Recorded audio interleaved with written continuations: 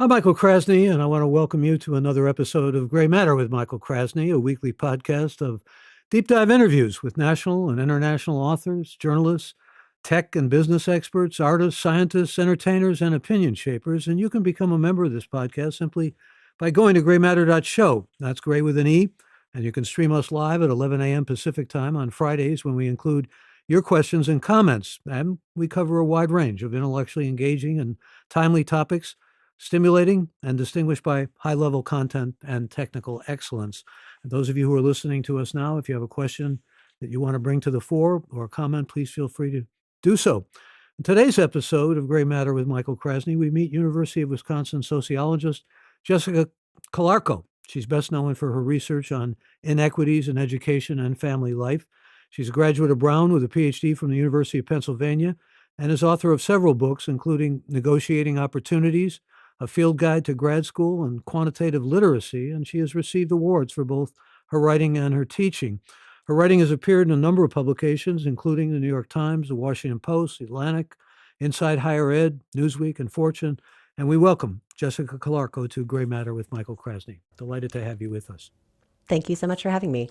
I guess a place to begin is with privilege, maybe, because you write a lot about it and you talk about it, and privilege particularly linked to class. A lot of your research, and I want to talk about the research, and we'll get some responses to it. It tells us that the middle class kids are trained to negotiate better and to be more autonomous and to maybe get what they want more. They have more access usually to computers and tutors and that sort of thing, but they can advocate for themselves in an autonomous way and they can have more agency. And this has been proven over and over again by a lot of the research that you've done. Can't these working class kids be taught more to have these skills? So I think one of the challenges on that front is that it comes not only from learning that you should ask for help or that you should negotiate or even how to do so, but about having the trust in institutions that they will respond to the kinds of requests that you make. And so certainly there are programs out there that have been designed to teach kids from working class backgrounds or other marginalized groups how to advocate for themselves. But what the research shows on that front is that it's hard to overcome the trust gaps. It's hard to get kids, whose families have been marginalized and mistreated by institutions, who themselves have been marginalized and mistreated by these institutions, to feel confident making those kinds of requests. And it's also, on the flip side, hard to get educators, for example, to recognize the sort of validity of the requests that they're making in some cases, that their requests, especially if they're more frequently experiencing problems in the classroom by virtue of, say the fact that they have less family support at home because their parents are working multiple jobs, the more those kids are making requests, the easier it is for teachers to question whether they're as motivated or as hardworking as their peers, from more privileged groups. And so certainly, there is value in encouraging kids from all backgrounds to feel comfortable, speaking up for their needs and advocating for themselves. But I think we have to be careful about assuming that simply telling kids this is what you should be doing can overcome those kinds of inequalities and lead to a more equitable set of outcomes in school. And your team has gone, I know, to the trouble of talking not only to the kids themselves, but to the parents, to the teachers, to all who are involved in the conclusions that you come to here. The other thing that disturbs me in all this is that kids from the working class, we'll use that proletarian word wisely here, I hope, they expect punishments more. They defer to authority more. Certainly, and I think this comes from the fact that oftentimes parents from parents from working class backgrounds themselves understand that their kids are going to be held to higher levels of scrutiny, are going to be judged and potentially punished in harsher ways, and so they oftentimes prepare them for that reality. And so it's hard to say whether that's those expectations are unfounded, given what we know about the punishment gaps that exist in our schools, given what we know about how things like implicit bias shape the way that teachers and educators and institutions more generally perceive and treat kids. And so I think it's reasonable on some levels for them to kind of come to the classroom more wary and to be more nervous about the way that they might be treated, be more hesitant about speaking up, given that they might be perceived along stereotypical lines as either too dependent or, not motivated enough, or as, not deserving of that kind of support in school. So where do we distinguish between race and class in the research that you've done? I know you've done some ethnographic work, and what puzzles me in all this is I've seen some studies that show that the highest self-esteem is among young black girls, higher than just about any single group. And young black boys don't seem to necessarily feel they have to defer to authority, or a lot of them don't. So tell me about the separations from your research.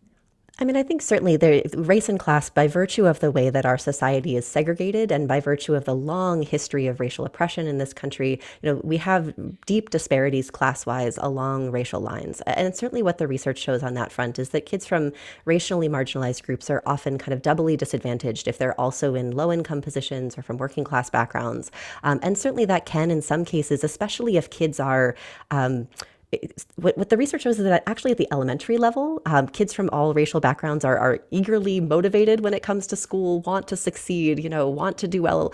But it oftentimes stems from the way that students are mistreated that can help to lead to kind of a falling off of some of that motivation and a falling off of some of that trust in schools when kids are repeatedly subject to discipline, when kids are repeatedly subjected to mistrust from their teachers, and that can, undermine some of the trust that particularly kids from racially and socioeconomically marginalized groups have in schools and can lead to some of those gaps that start to appear later on in terms of, kids' willingness to defer to authorities, for example, if they just get sort of disillusioned with the project of schooling more generally. Though even there, what the research suggests is that, kids from racially marginalized and socioeconomically marginalized groups, even into high school, and beyond, tend to have fairly high aspirations for themselves. They just don't necessarily always trust that schools will be the ones to help them achieve those kinds of goals. And at the same time, I think what the research on the parental side of things teaches us is that especially for young Black kids, families are often trying to help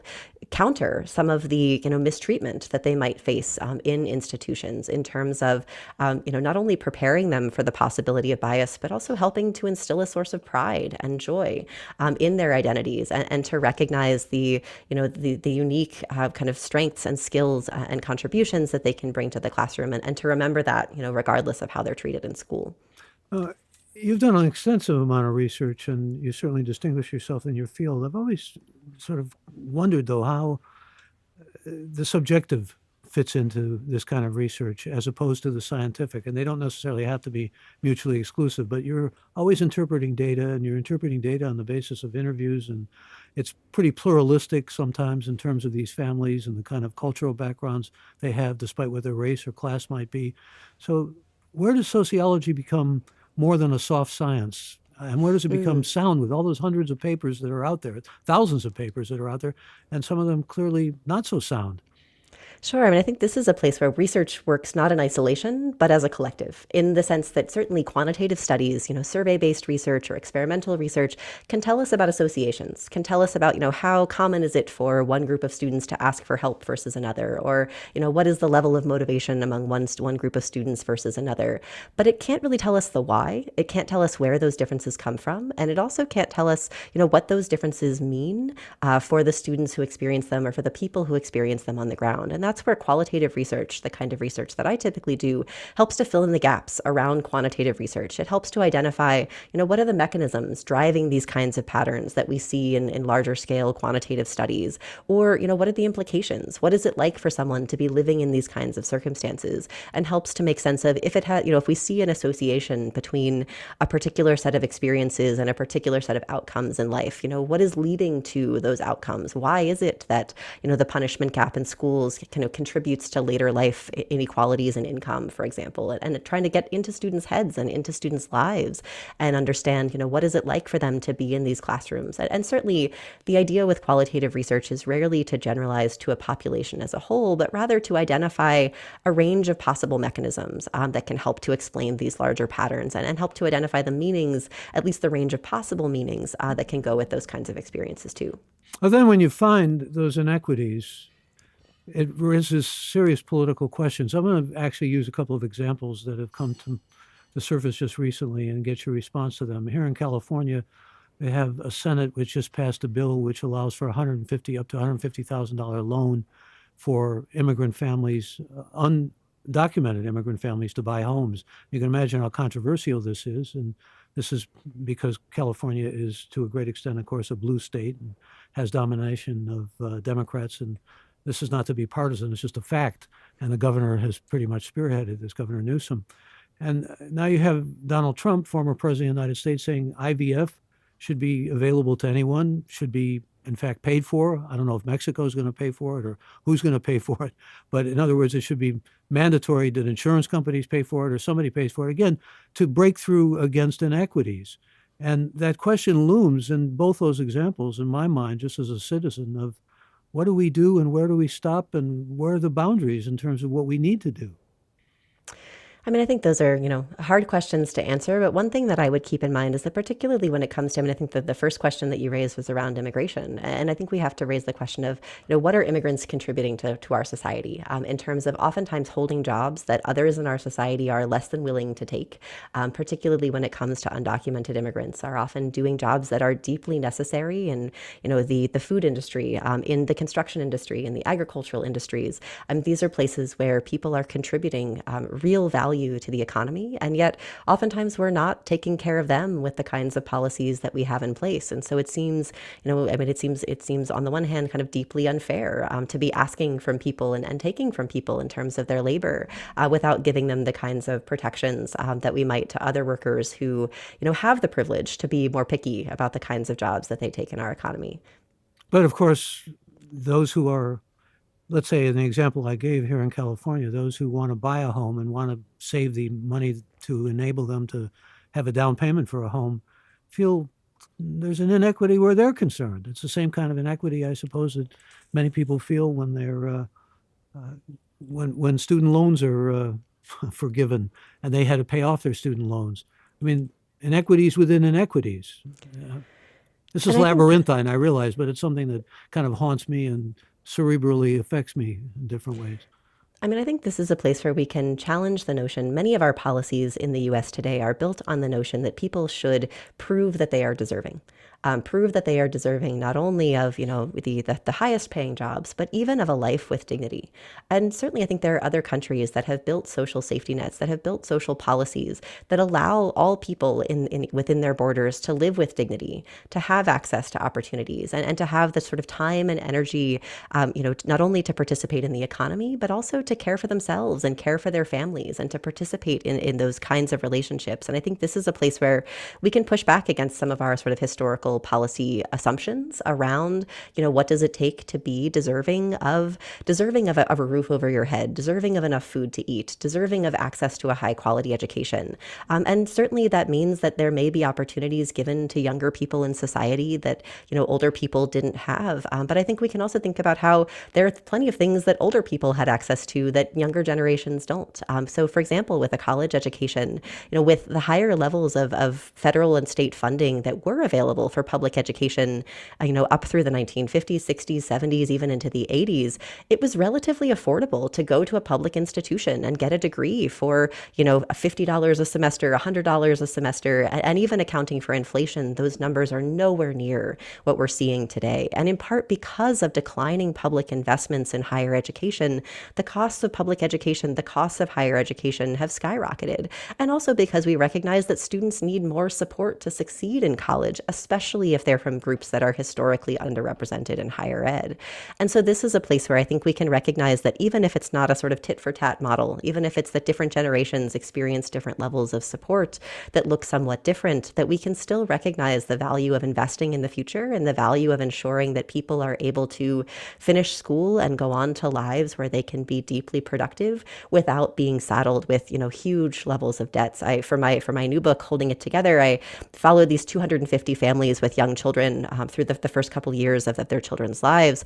And the number of families who had over $100,000 and in some cases $300,000 or more in student loan debt from college and from getting graduate degrees, and the way that impacted the choices that they could make, the way it impacted their fertility choices, their housing choices, their choices about what jobs to pursue. I mean, I think this has become a deeply challenging reality that the previous generations of Americans simply haven't had to face in the same way.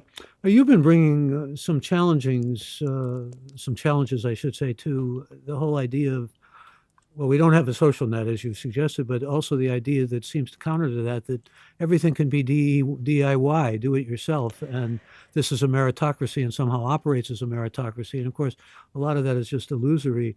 But I'm also interested in what you go into in the historical background of this. You had some Austrian economists who kind of laid the groundwork during FDR's administration. A lot of people don't know about this, but this is really important to understand because it's the antecedent of what we're talking about.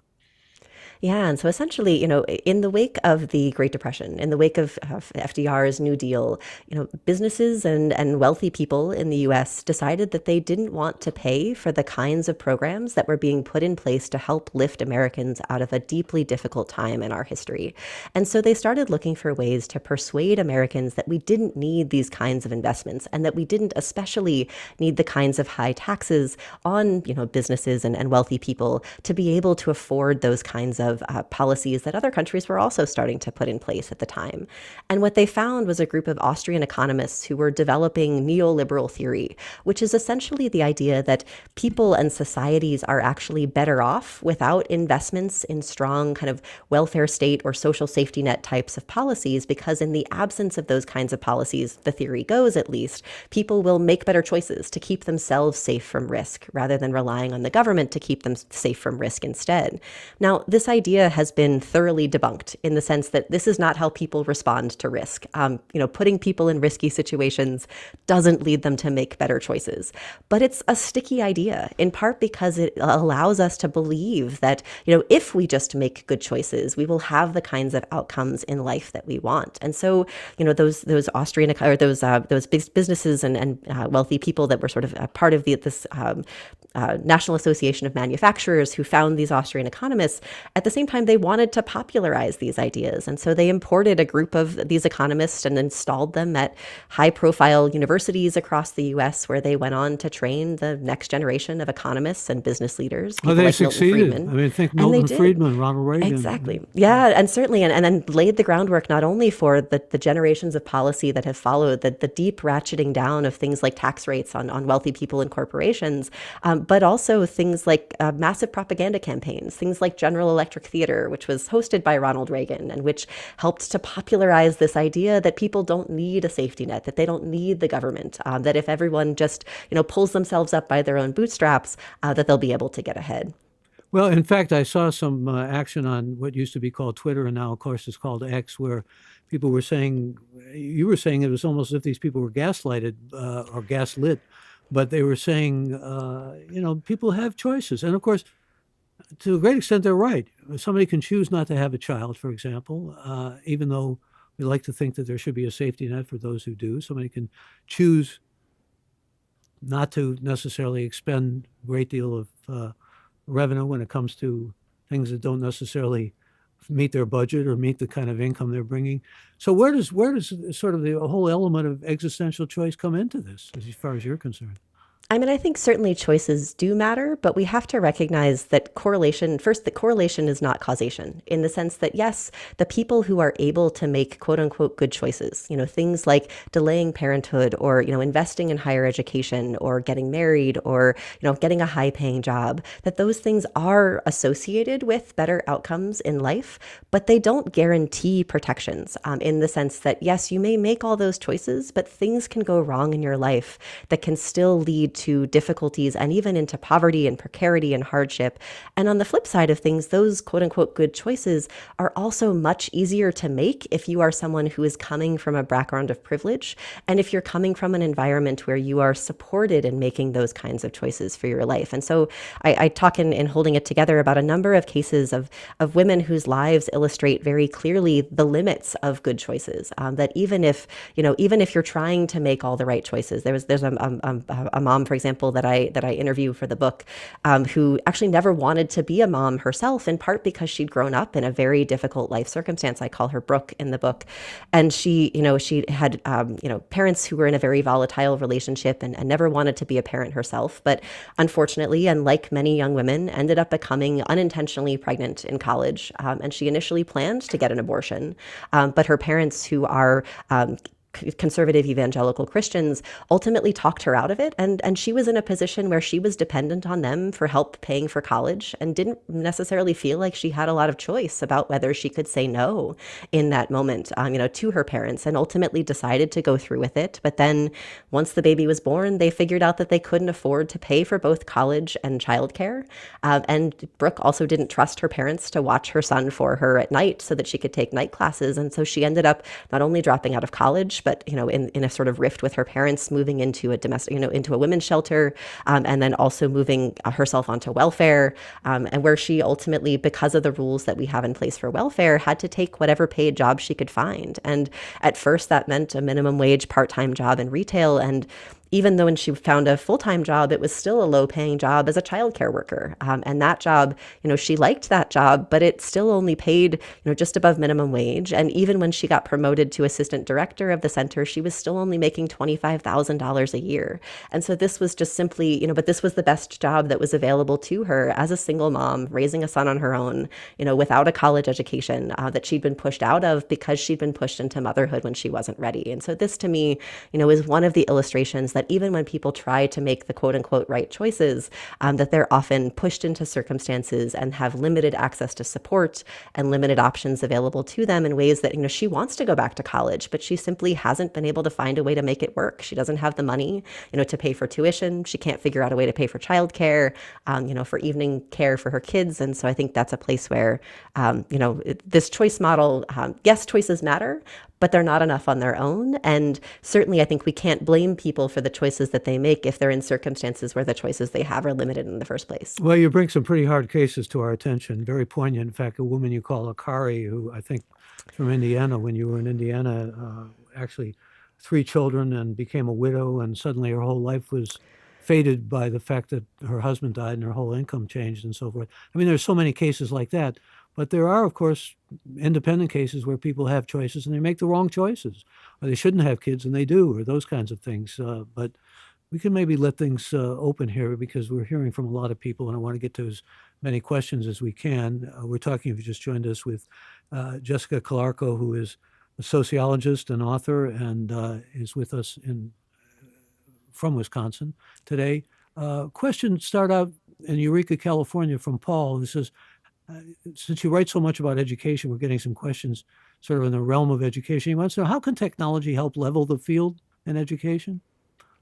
Yeah, I mean, so this is a place where certainly, and I've actually done some research on this as well, that one of the challenges is that, technology is an important part of children's educations and children's lives today. And there are still huge gaps.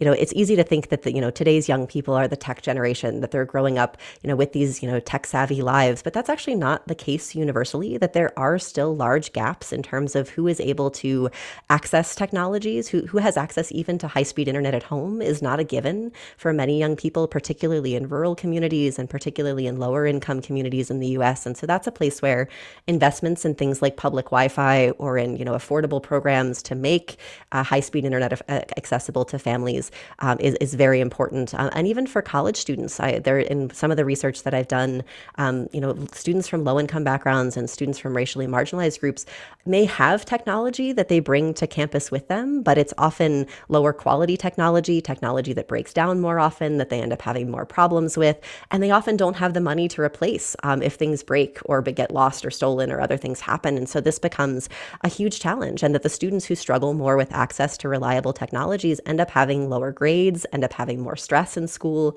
And so this is a place where ensuring that all students have kind of equitable and equal access to the kinds of technologies that they need to be successful academically is something that we should be ensuring that schools are funded to the level where they're able to provide, and ensuring that communities are able to provide that kind of support, for families and for young people too, especially if we're in an era where, kids can be pushed to distance learning or at-home learning when there's a snowstorm or when there's a fire or when there's other kinds of challenges. If they're sick, that students are still expected to log on from home in ways that simply aren't possible for many young people today. And so I think that's where, a place where ensuring equal access and equitable access to technology is incredibly important for effective, are often very selective about which students, they're allowing in, and kind of, and it's not necessarily that they are equally good at serving all students. Students with disabilities, for example, may struggle in those environments, even if they're better for other students. And so I think we have to be careful about assuming that just because a charter school shows success with a small group of students, that it's necessarily scalable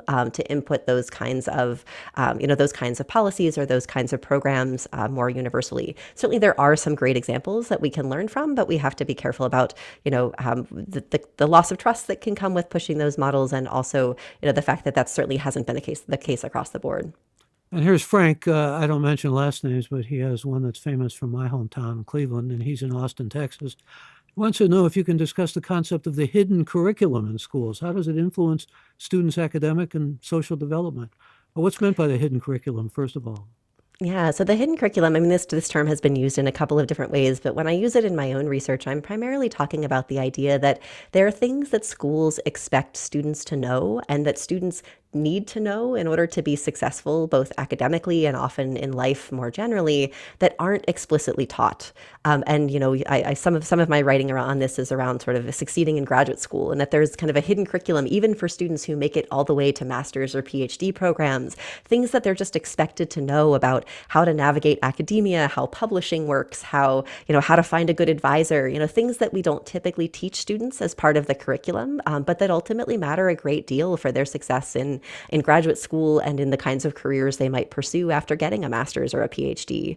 And the same thing happens at all levels of education. If you think all the way down to kindergarten, kids are expected to come in often, knowing how to sit still, knowing how to make a line to go to the bathroom or to go to lunch, knowing how to tie their own shoes, knowing how to, even kind of think in academic terms in terms of questions and answers, where a teacher asks a question and students are supposed to raise their hand and answer. And if we just assume by default that students are coming in with that kind of experiential knowledge, then it often privileges students who've had access to things like, high quality preschool education, which isn't a guarantee for all kids in this country in terms of access, and can create inequalities even among very young children that then persist in terms of their readiness for school and how that plays out for their outcomes in the long term. Maybe you could say something, since you wrote a book about graduate school and graduate education and how to prepare for it. As a professor for many years, I found it challenging, and that's an understatement, when students would come to me and say, I want to go to graduate school because I want to be a scholar and get my PhD and get an academic position. If they were white males, I knew that they, to some extent, probably had some strikes against them, because there is a kind of preference now that's real and it's palpable, and you can't deny it in terms of wanting to get, and, in the name of equity, I understand that, affirmative action, we don't want to open up those cans of worms. But what do you say to say, a young white male who says, I want to pursue a PhD and go to graduate school because I want an academic position, when chances are unlikely that that position will be open to him or her even? I mean, actually, what the data show on that front is that, white men are still vastly overrepresented when it comes to the new hiring that's happening at universities. I mean, more so in some disciplines than in others. But across the board, it's not that they are doing worse than than kind of representativeness, at least. That it's not that young white men are now underrepresented in terms of, I'm the thinking about percentage of my the own field in the population. humanities, where Sure. it's a And certainly different. there may be, this is a place where there are differences across fields, but on the whole in academia, they're still, it's not that we have seen a sort of flipping of the script in terms of who is most likely to be hired or most likely to be employed. And actually that the disparities are even larger when we see who gets tenure in terms of, who is actually able to progress and who is able to be promoted within academia. At the same time, I think it's important to, to think about, for those young men, if they're interested in pursuing graduate school, not to discourage them, but to help them understand, the landscape that they're in, and the value of having a diverse workforce and a diverse, set of experiences that are represented because of the way that the student body is changing. And what we know about things like student belonging and student trust in institutions, that for students of color, for women students, for international students, for students from low income backgrounds, having professors who look like them matters a great deal in terms of their ability to find mentors, in terms of their ability to feel a sense of belonging in college, in order to, feel that they are supported in the kind of work that they want to do. And so this is a place where it's very important for the workforce of academia to reflect the realities of our students, and the changing composition of our student body in ways that can help all of our students to be more successful, in part by seeing people who look like them, who can help them to feel, valued and like as though they belong within that particular space. Well, not only in academia, it was very telling. I know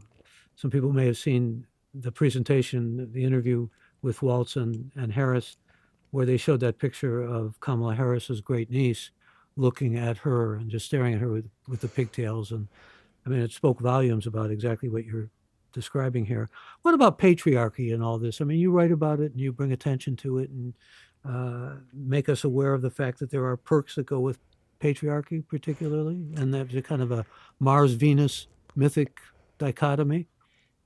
Yeah, and this is a place where I think, we've talked a bit about this DIY society model. And I think what's important to recognize here is that this model, that this neoliberal model that we have, where instead of investing in policies that help people live with dignity and access opportunities and contribute to a shared project of care, we tell people in the US to take care of themselves and to do so without relying on the governments for support. And the problem with this is that not everyone can take care of themselves. We have a system where there are young children, there are elderly people, there are people who are sick or disabled who need care from others. And so what we do in order to maintain this kind of neoliberal illusion of a DIY society is push that work of caring for other people, kind of maintaining that DIY illusion. We push that work disproportionately onto women who do the work of caring, the unpaid care work of caring for the people in their families, and often also the underpaid care work, the work as childcare providers, as home health aides, as people working in social service industries that are often among the lowest paid jobs in our economy and that are disproportionately filled not only by women, but especially by women of color and by women from low income families who are doing this work that actually helps to make, doing paid work more affordable and easier for the people who can afford to outsource care. That even as much as childcare costs right now, it would cost even more if we had to pay decent wages to the people who are providing that care. And to get back to the point of patriarchy, in this system, and in part because of how women are pushed into these lower paying occupations to make that care more affordable for the people who need it, it leads to gender pay gaps. It leads to the kinds of situations where the careers disproportionately held by men are paid more than the careers held by women. And so in many families, it makes more sense for men to focus on paid work, to be the primary breadwinner, and for women to kind of do other types of work in their families if they have to make a choice. Childcare costs so much that many families simply can't afford to have both parents working full time.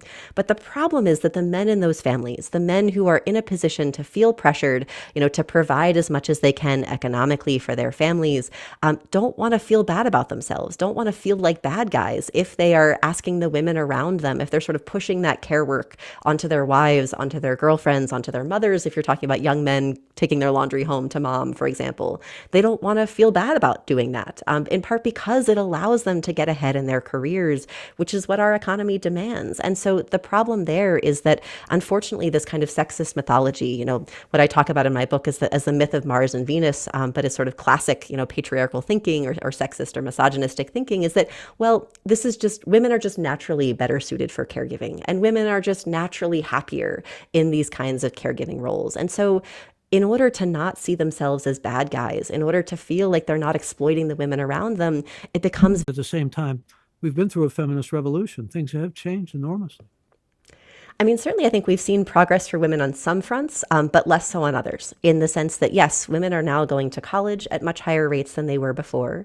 But at the same time, we're still seeing much higher rates than men, I believe. Yes, and even higher rates than men. Though if you look at things like who's going to the most selective schools, you still see advantages for men in those kinds of cases. And so who's getting into Harvard versus who's going to the local community college or the local, the regional state campus, there's big disparities still there as well. But at the same time, where we haven't seen as much progress is actually on the employment front. Yes, there are cases of women who are breaking the glass ceiling, but what research tells us there's a really interesting experimental study that was done recently by one of my former graduate students, Natasha Quadlin, where she gave resumes to employers and had them evaluate which candidates they would bring in, for interviews or to potentially hire. And what she found was that actually high achieving women were less likely to be selected than lower achieving men. They gave them candidates who were college graduates, and there was a penalty actually for women who had A's in college because they were seen by employers as kind of too uptight and not likable enough. Whereas men who got B's and C's were seen as, they'll be good team players, they'll be good for this organization. They fit better here. And so I think we have to be careful about assuming that all of the barriers have been broken down. And certainly when it comes to care work, I mean, I've seen, sociologists have talked about this as the unfinished revolution, in the sense that, yes, we've seen advances for women in terms of paid work, but what we haven't seen is men men taking up an equal responsibility for the unpaid care work in their families and in their communities. And this leads to ongoing inequalities in the sense that women have this double shift that, yes, men have taken on a little bit more of, but is still deeply unequal. Women still do roughly twice as much unpaid care work every day than men do in terms of things like childcare, house cleaning, caring for elderly family members, the mental load of figuring out scheduling and logistics and how to run a household and what's in the fridge and what needs to be picked up from the grocery store, that all of this work still disproportionately falls to women in ways that ultimately lead to stereotypes from employers that lead them to especially discount mothers of young children and to pass over them for opportunities for advancement. There's still a very substantial motherhood penalty where, mothers compared to fathers of young kids, it's something like 68 cents on the dollar that mothers of young kids make in the workforce. And so I think that the penalties on that front are too big to ignore. Well, you mentioned Harvard, and it set off a whole chain of associations in my mind with what you've said about time to maybe do away with this snobbery and excessive attention to Ivy League schools. I mean, the idea of getting kids into the special schools of the East now is going through maybe a transformation because of the kind of problems those schools have had, particularly with respect to anti-Semitism and discrimination of other sorts. I'm just wondering where you see this leading. I mean, ultimately where it should lead, that we shouldn't be so obsessed with the Ivy League schools. I agree with you, I mean, in principle, but what does that translate to? Yeah, I mean, I think this is a place where certainly, Ivy League institutions and other elite schools in our society have long dominated the conversation around higher education. And in our current environment, there is still a premium for students who go to those schools in the sense that employers still look very favorably on students who graduate with those kinds of, elite degrees, even compared to students with similar profiles who've gone to public institutions, for example. And so I think it's reasonable why families want very much to get their kids into these schools, particularly given the inequalities in our society. The more precarity that we face, the more inequality that families see in our society, the more that those with a little bit of privilege want to leverage that privilege to help ensure that their own children, have access to that spot at the top of the ladder to maintain the kinds of privileges and advantages that they've been able to enjoy, throughout their lives so far. But at the same time, I think we have to think carefully about the role that elite institutions have long played in helping to promote this idea, kind of getting back to the conversation we had earlier about sort of, competition versus just basic human dignity as the basis of, who deserves a good life in our society. And certainly elite institutions have played a role in promoting this notion that only the best and the brightest, deserve to lead our society. Only the quote unquote best and brightest, deserve the kinds of opportunities of a good life in our society. And, they've done so in ways that have helped fill their own pockets and build their own endowments.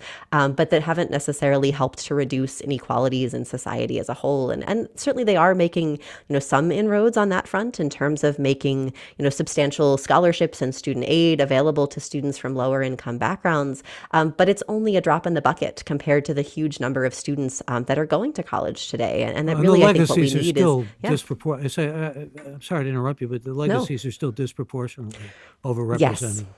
Yes, certainly, students who are legacies. And even when we think about college athletes, what the research tells us on that front is that the students who are disproportionately admitted as athletes to elite schools are white students and students from relatively affluent families. Because yes, there's the football team and the basketball team, but there's also the sailing team and the crew team and the other teams that are disproportionately, and the fencing team that are disproportionately made up of students from wealthy white backgrounds. And so actually athlete advantages often serve to further admit white students as well. Jane from San Francisco wants to know if you can tell us about your research process for your book. Now, you have 3 books, so I'm not sure what she's referring to, if she means a specific book or maybe just how you do research. Sure. I mean, so maybe for the most recent book, as an example for holding it together, we started with, I was interested, before I wrote this book, about what I thought of at the time as the best laid plans of parenting, in terms of the idea that we have ideas about the kind of parent that we want to be for our kids, but life often intervenes, often in deeply unequal ways. And I was interested in seeing what are the kinds of challenges that families face? How does it push them off course in terms of the decisions that they plan to make for their children?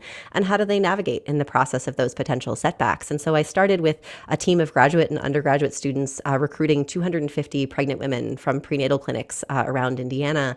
And then we asked them a very extensive survey about all of the decisions that they planned to make for their new babies, and then followed up with them every 6 months. So it's 6 months and 12 months and 18 months postpartum to ask them about, not only additional surveys, but also in-depth interviews to kind of get to know them and learn more about their lives and the decisions that they were making. And that project we started in 2018 and 2019. And so we were still in the field when the pandemic hit in 2020. And so, we'd pivoted to doing a lot of interviews by Zoom already, in part because some families had moved away. And what became very apparent from those kind of very early pandemic interviews was how much of an impact COVID was having on families with young children, and particularly on the women in those families who were not only, doing the bulk of the childcare when schools and childcare centers closed, but also making sure that grandma got her meds, making sure that neighbors got food when they got sick, filling in for colleagues who were sick in ways that, disproportionately created stress and heartache and hardship for families and for women in particular. And so we did 3 additional waves of pandemic data collection with those families that we'd been following, and then also fielded 2 national surveys with about 2,000 parents each to see kind of how this was impacting families, not only these 250 families that we've been following on a deep level, but also to get a sense of how might this vary across different groups or across different parts of the U.S. And that's that kind of a mixed methods approach, kind of combining different types of data, whether it's qualitative data like I can do from the interviews, or like large-scale survey data to track broader patterns. I like to be able to combine those different types of insights to answer different types of questions, and to better kind of flesh out and round out our understandings of patterns, whether that's on the school side of the equation or whether that's when it comes to things like gender inequalities at home. Was your University of Pennsylvania graduate education really primarily responsible for what you just laid out for us in terms of methodology? Certainly. I mean, I think I worked very closely with Annette Leroux as my primary advisor, and she's a well-known sociologist and ethnographer and interviewer who's quite literally written the book on qualitative methods. And so certainly she's someone who deeply informed my thinking about how to do qualitative research. And at the same time, I worked very closely with a number of folks who are experts in survey methodologies and quantitative data, people like Grace Cow and Frank Furstenberg at Penn, who taught me about sort of the value of those types of data and thinking strategically about how to combine those insights to be able to tell bigger stories that we can't tell with one type of data alone. Big question from Peter. Thank you for the question. Tucson, Arizona wants to know, where do you see trade schools fitting into the education puzzle? I mean, this is one of the places in our education system where I think we've severely underinvested. Public education as a whole is a place where we often haven't put in sufficient thought into how to prepare students for the jobs of the future, and to make sure that we're meeting students' needs where they are, as opposed to just pushing students into a sort of one-size-fits-all model of what future success looks like. And trade schools are a place where we could invest much more heavily, particularly if we're trying to pivot to a greener economy, for example, that this could be a place where we had, large-scale federal investments in trade schools as a way to ensure that we're preparing students for the kinds of jobs in, high-tech facilities where they're producing, green technologies, or to innovate in those kinds of fields. I think this is a place where we could be investing more, and where, if anything, what we've seen is oftentimes cutbacks and closures, particularly for the smaller schools that are publicly run in states that haven't invested as much in higher education. So I think this is a place where we could, think more strategically about ways to support students and support our economy too. I think it makes great sense to really support trade schools and put more investment in trade schools. I've been saying it for years. And Karen from St. Louis wants to know how community colleges provide opportunities for first-generation college students. Absolutely. And this is another place where we've seen kind of strategic underinvestment. And what we know is that the students who are using community colleges are disproportionately first generation students from low income backgrounds, students of color, for whom these are both, a good option in terms of the costs associated with these programs, and also allow them to stay closer to home. These are oftentimes not traditionally aged students. They're typically students who have families, who have young children, who have elderly parents that they're caring for, often who are working full-time jobs on top of going to school. And at the same time, they're often in very precarious positions financially. There's research showing that, large percentages, over 10% of community college students experience kind of housing instability or food instability while they're going to college. And this is a place where Sarah Goldrick-Rab, who's a sociologist, has done great work on the importance of ensuring that people who are going to school have access to things like food stamps in ways that they often, going to school often doesn't qualify as work in ways that you may have in place for work requirements, or access to free lunch programs for these students in ways that can help to extend them and make them more accessible, not only in terms of the tuition benefits, but in terms of the life benefits or the life support that needs to be in place to allow students to take advantage of those kinds of opportunities that exist in their communities as well. You have a phrase which caught my attention. I would like to ask you about lingering inequities. What are the lingering inequities? In terms of education or in In terms terms of of education, yeah. Sure. I mean, I think this is a place where certainly we've seen more students going to college in recent years, but disproportionately, it's still students from more privileged backgrounds who are able to not only go to college, but complete college and succeed academically in college and go on to translate their degrees into high-earning careers. And so when I talk about lingering inequities in higher education, it's that just going to college, kind of any college, isn't necessarily enough. This gets back to the idea that good choices won't necessarily save us, in that just going to college doesn't necessarily guarantee a stable, secure life for people going forward. I interviewed, for my own project, for example, many mothers who pursued degrees in fields like social work, and then who found once they became parents themselves that those jobs often paid, around $30,000 a year, which wasn't enough to cover the cost of childcare, for their own children. And that at the same time, if they were married, they often made too much as a household to qualify for the minimal subsidies that we do provide, for families in terms of childcare. And so it made more sense financially for them to drop out of the workforce rather than continuing to work as social workers or sometimes even as teachers, in our economy, because those jobs are simply so deeply underpaid. And in many of those families, mothers actually had higher levels of education than their partners. They'd gone on to get master's degrees in social work or teaching, but were still paid less than their partners in ways that made it make sense for them to be the ones to sacrifice their careers, to stay home when they would have been cash negative if they both kept working for pay full time. Well, trade schools could provide a better income in so many instances than a baccalaureate degree, especially in the liberal arts fields. It's another reason for an argument, just pragmatic argument behind trade schools. But I have another question from Reed, one of our regular questioners. Thank you for this, Reed. He says, do you feel there is any hope that government can affect taxation policy that could help alleviate the strains in education, childcare, and economic disparities? Absolutely. I think what we've seen from examples of states around the country is that it is certainly possible to put in place more equitable taxation policies. I mean, we've seen a dramatic ratcheting down of the top tax rates since the 1950s and 60s in terms of, the rates for high earning corporations and the rates for the highest earning individuals, that's shifting back to more historic rates in terms of taxation at the very top of the economic ladder could put huge amounts of money into our political system to pay for the kinds of policies that other countries take for granted. Things like universal affordable childcare, things like well-funded schools, things like free college tuition, things like ensuring that companies don't have to bear the full brunt of paid family leave policies, for example, because there are government-paid kind of substitute workers that can fill in for gaps when employees have to take leave. And so there are lots of ways that we could, use the money that already exists in our economy to help fund these kinds of policies that the vast majority of Americans desperately want. But right now, that money is just in the wrong hands. And certainly, I think this is a place where,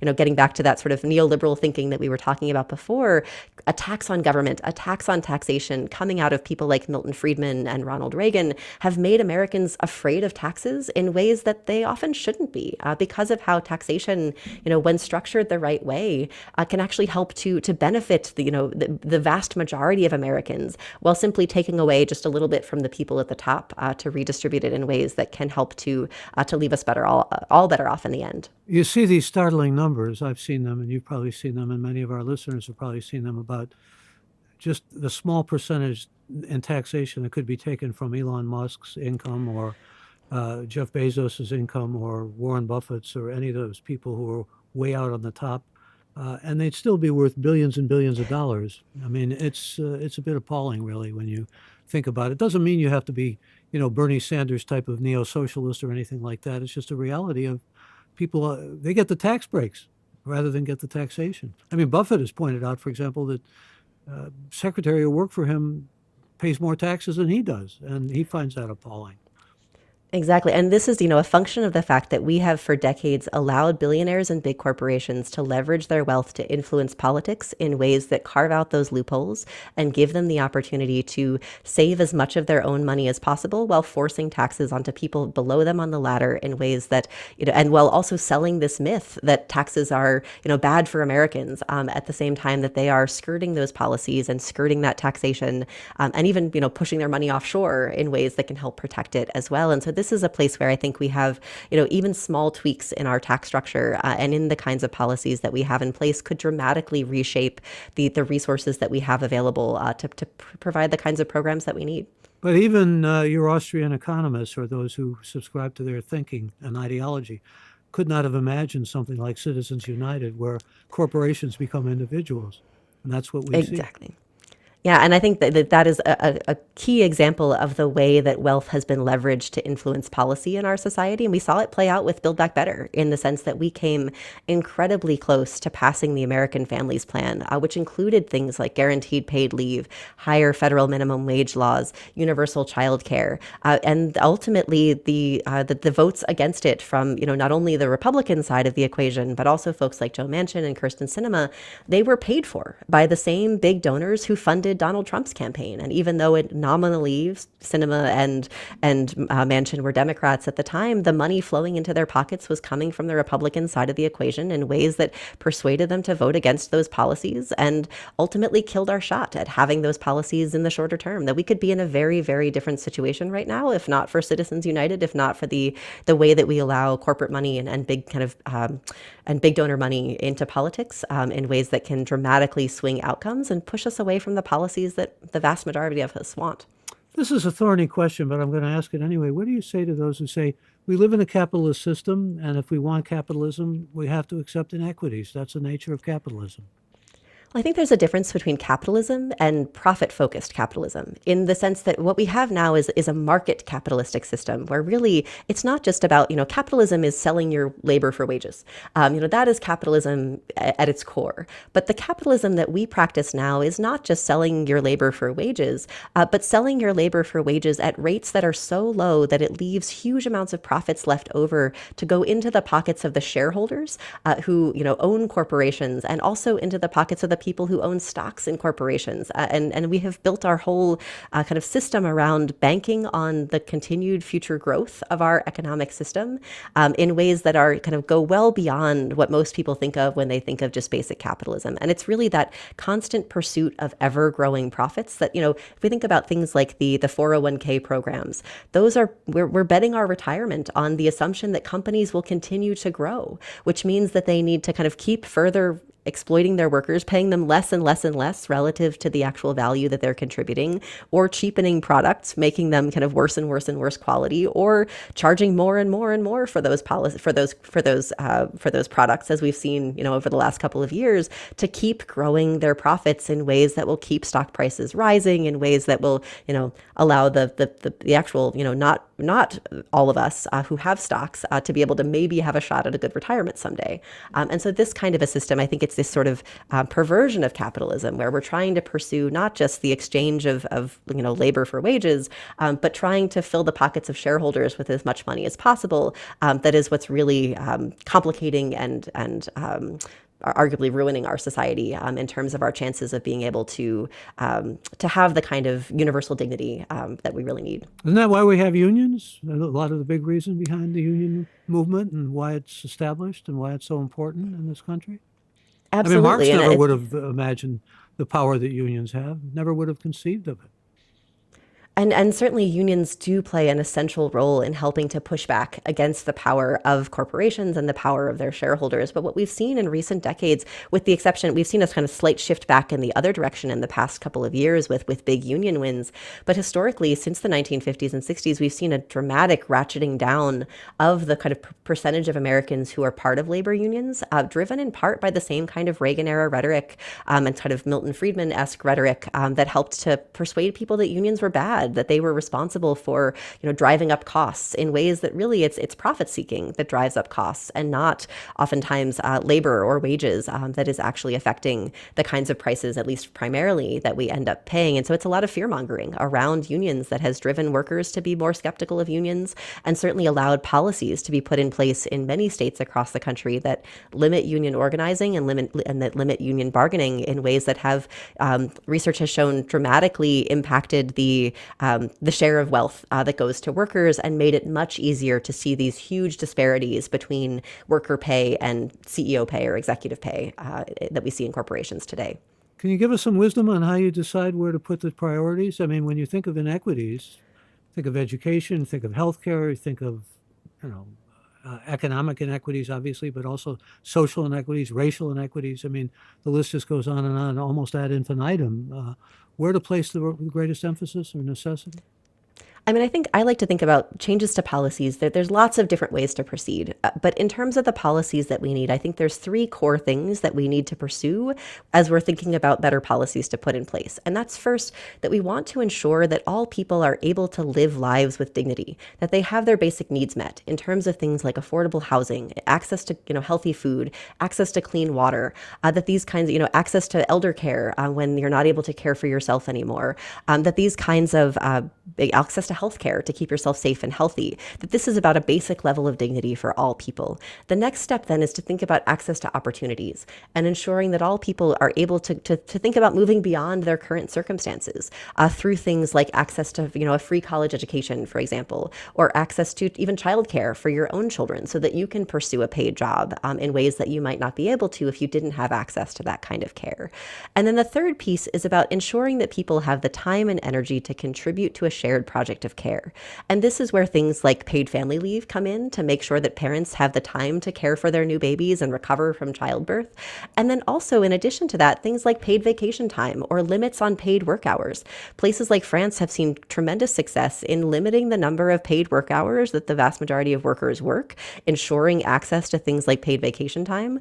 And those policies have, left workers happier, have left workers oftentimes more productive, and have also reduced gender inequalities, both in paid work and in unpaid work, in the sense that when you have less pressure to commit as much of your life as possible to the kind of paid workforce, you have more time to share equitably in the work of caring for your families, caring for your communities, and also taking care of yourself, more time to sleep, more time for leisure activities, more time for joy.